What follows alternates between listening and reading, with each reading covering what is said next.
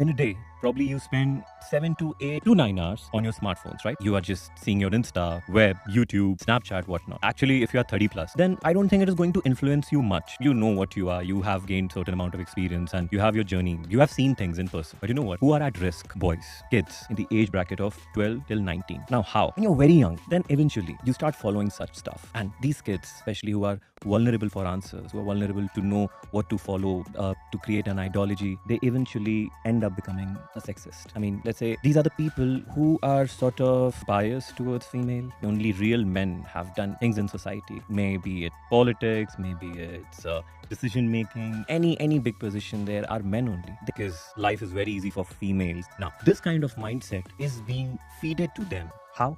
Via memes, via some videos, via blogs, via website, and this is called Manosphere.